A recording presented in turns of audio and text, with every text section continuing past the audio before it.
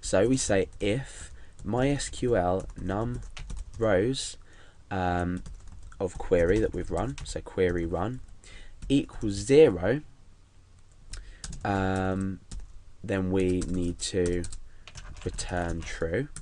Remember, we're taking a return value of true, so we can use this function later in an if statement.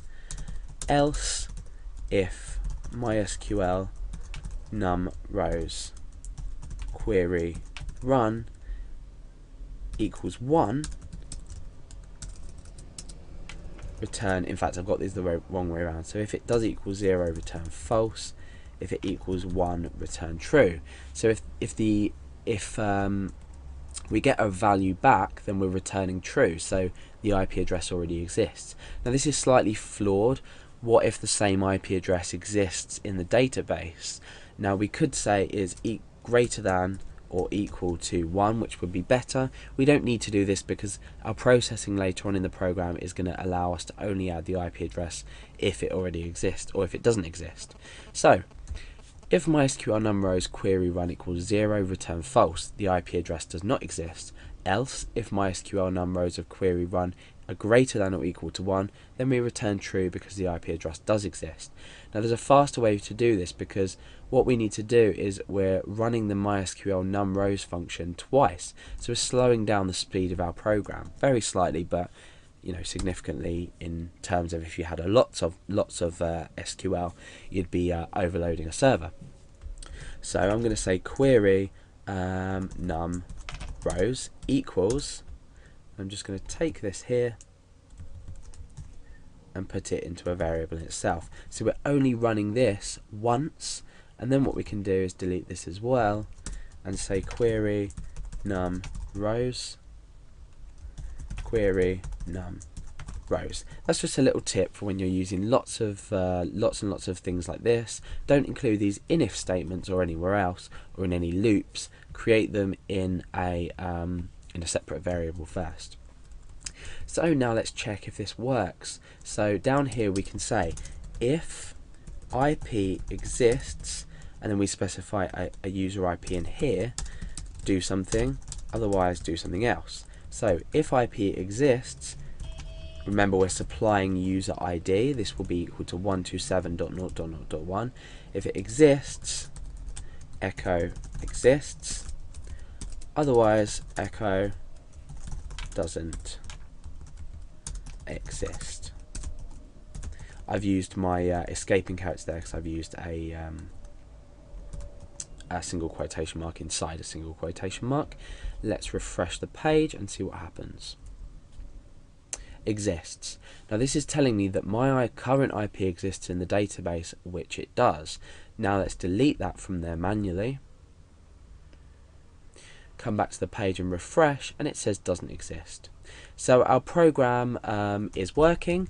This if statement here, we've used the use of a function, so we haven't had to program anything before it other than functions, and this is creating our code to look a lot tidier, a lot neater, and it's going to work a lot more efficiently when we're looking at it and producing the final code. So now we've got everything we need.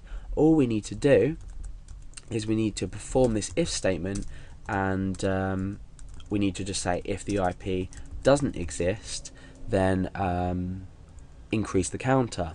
So we can just use the exclamation mark before this function. If IP doesn't exist, we can just echo out this will now add count plus 1. So now what we can say is refresh.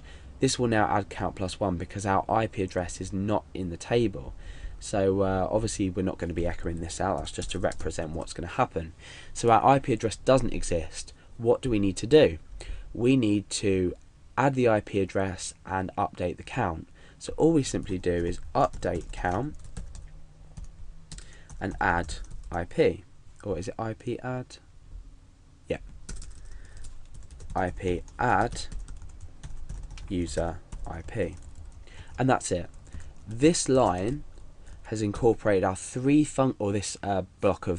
piece of code rather has incorporated our 3 functions, and it's put them it's first of all made a check using a function, Then it's updated the count using a function, and then it's added our IP address. So now let's check if this works. I'm going to add just a header down here, just to make everything look pretty. Well, not pretty, but just so we know that there's content on our page.